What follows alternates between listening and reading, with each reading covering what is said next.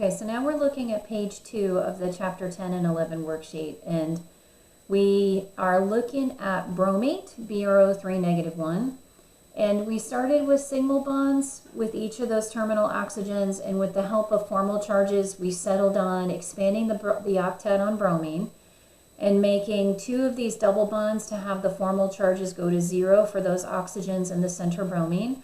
And then just the oxygen with the single bond carries the charge of the formal charge of -1, which matches the charge on the polyatomic ion. So when we look at the geometry here, like we talked about it in the first video, right? A is our center bromine. We have 3 bonding elements. Again, doesn't matter if it's a single, double, triple bond, it's still 3 bonding elements. But now we have a lone pair. So we have 1 lone pair on top. So E, right, is that lone pair on the bromine. And again, always looking at just the center element, right? Not looking at the lone pairs on the terminal oxygen. So what that does is it basically starts out in that tetrahedral shape we saw at the end of the last video with the carbon tetrafluoride. But now what's happened here is instead of this being a bonded element, it's just a lone pair. So a lot of times when you do these, you don't put that on there, you just sort of leave that off, but I wanted to emphasize that there is a lone pair there. And because of that lone pair, right, we're not seeing the trigonal planar, right? This is not in a straight line. Because of that lone pair here, again, repelling these bonding pairs away from it, so down like in a pyramid, not, I know it's hard to see, not in a straight plane like we had with the BF3. So because that lone pair is there, right, we're distorting it. So we still come under the heading, right, in terms of the electron geometry of having a total of 4, just 3 are bonded pairs and 1 is a lone pair. So 3 plus 1, we have a total of 4 pairs, right? And that still comes under the main category or the main, geometry, electron geometry of tetrahedral. But because now we've replaced one of these bonds with a lone pair, this geometry is now called trigonal pyramidal. And that makes sense because instead of trigonal planar, it's in a pyramid shape. So this is trigonal pyramidal. All right, so trigonal pyramidal. And now in terms of polar, what we have is the lone pair, right, and on the top of the bromine. The electrons, the very electronegative, right, are all now pulling down, kind of like at the base of the pyramid, and nothing is pulling up, right, because that's just a lone pair up here. It's not an electronegative oxygen pulling up. So what you would expect is, like, imagining this pyramid shape, more of the electron geometry on the molecule is going to be at the base of that pyramid. So anytime you have a lone pair, almost anytime, there are exceptions, but almost any time you have a lone pair, it's going to be polar. There are, of course, 2 exceptions, which we will talk about. But that lone pair, like we were talking about in the last video, rather than being able to say that, each bonding element is offset, right? All those forces are offset by another bonding element. Now with that lone pair, right, there's nothing pulling up. So just everything's pulling down into that trigonal base, that pyramid base. So that's overall going to be a polar molecule. Now the AX3, we need 4, right? So this is still going to come under that category of sp3. Now one of those hybrid orbitals will be a lone pair, and then we need the 3 bonding sites. So if you kind of thought about how it would start out, you'd have your 1, 2, 3, 4 orbital hybrid. One of them would have a lone pair in it, and then the other one would have the sigma bonding sites. And yes, there are 2 pi bonds here as well, but when we do this orbital hybrid, we're just looking at the base, right? So there's your sp3, and again, the tetrahedral, anything that falls under the category of tetrahedral is going to be sp3. So like we talked about over on this chart, tetrahedral, sp3, trigonal pyramidal, sp3, and the angular, the AX2E2, also sp3, all right? So let's look at the next one. We've got, instead of bromate, we've got chlorite. So I've got my center chlorine with the help of formal charges, right? We saw there would be an expanded octet here. Again, doesn't matter in terms of the geometry. So when I go to have my geometry here, I've got X2, two bonding elements, and now I've got two lone pairs. So this would be E2, AX2E2. And so kind of like we were looking at in the last molecule with the bromate, again, now what I'm going to do here is one of those bonds is going to be a lone pair and a lone pair. So we still start with that tetrahedral shape, but now we've got a lone pair and a lone pair. And so overall, when we look at the geometry of the molecule, we can see that this is a bent molecule, and sometimes also called angular. I'll take either, right? Angular, bent, either one you like. And what we can see here is the oxygen's going to pull down and to the left and down and to the right, but there's nothing pulling up and away. So we expect also this molecule to be polar. All right, and in terms of the orbital hybridization, again, we need 4 sites. So it's going to be 1s and 3 p's. So sp3 hybrid. Again, one of those would have a lone pair, another one would have a lone pair, and then the remaining 2 would have the 2, single or unpaired electrons for the sigma bonding sites. All right, so AX2E2 bent molecule, so chlorite bent molecule. All right, next one, ASF5, arsenic pentafluoride. And this is where we really started to get into sort of unusual configurations, I guess you could say, because, in intro we only said 4 bonding sites, but now we've got 5 bonding sites.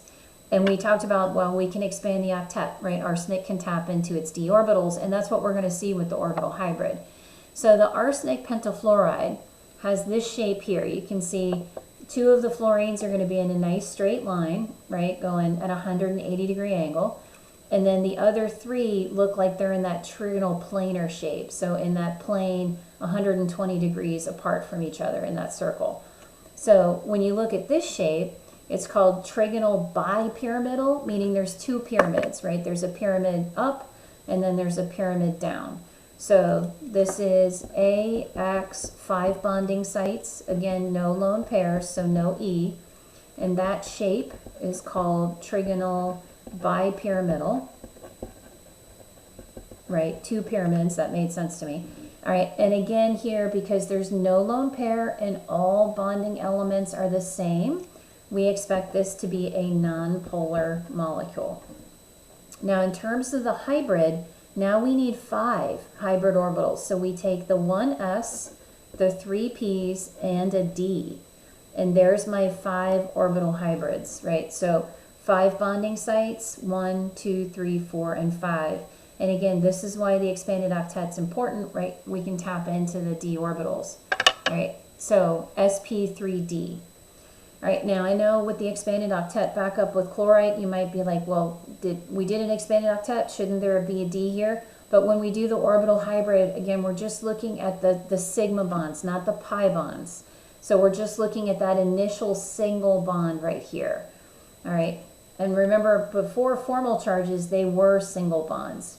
So that's why we keep it as, that sort of same notation. So when you're doing your hybridization, you're just looking at the sigma bonding sites. We're not including like the pi, but certainly we can tap into d orbitals here for the expanded octet. All right, so that is your trigonal bipyramidal shaped, right? 2 pyramids. Next one, we've got tellurium tetrafluoride, and what we ended up with here, like we were kind of talking about in the chapter 10 section, is we had the 4 bonded fluorines. So we have that same sort of AX5 start, but then what happens here is one of those bonded fluorines becomes just a lone pair on the tellurium. So I took off the fluorine, the white ball, and now this is just a lone pair. So you have sort of the same basic geometry, right? That same electron geometry of the trigonal bipyramidal. But now when we look at the overall shape of the molecule, we only look at the bonding elements, right? And I always thought this one was kind of fun. So these 2 are still in a straight line, like you can see, and then these 2 are bent. And the shape that you get here, it's called seesaw, because it looks like a little seesaw. All right, so I don't know. I thought that one was kind of fun. All right, so you got a little seesaw action here. All right, so this geometry is AX4E, right? 4 bonding sites, 1 lone pair, so E1, and that geometry is called seesaw. And now because we have that lone pair, right, we don't have that even distribution of the electrons, like going up, pulling up, just everything is pulling out side to side and then pulling down, but nothing's pulling up. So overall, we would expect a polar molecule. In terms of the hybridization, it's still going to be sp3d because we still have 5 sites. So 1, 2, 3, 4, and 5. So sp3d hybrid. All right, so back on our chart, anytime we have trigonal bipyramidal, we have sp3d. We've tapped into the expanded octet here. We just looked at seesaw. Now we're going to look at T-shaped on the next page. All right, so on the next page, we had IF3. All right, so for the IF3, the iodine trifluoride, so we're starting out here, same idea, right? We're still going to have total of 5 sites. So we have AX3, right? 3 bonding fluorines, but now 2 lone pairs, so E2 on the iodine. And this shape is called T-shaped. And again, we expect here that this is going to be polar because we have, all right, there we go. Okay. So we expect here that this is going to be polar because if I look at the molecule here, right, T-shaped, right, it makes sense. I've got even offset, like pull to the left, pull to the right, but there's a pull down by the fluorine, but nothing pulling up, right? So anytime you have that lone pair, it's going to distort the electron pull, like the polarity.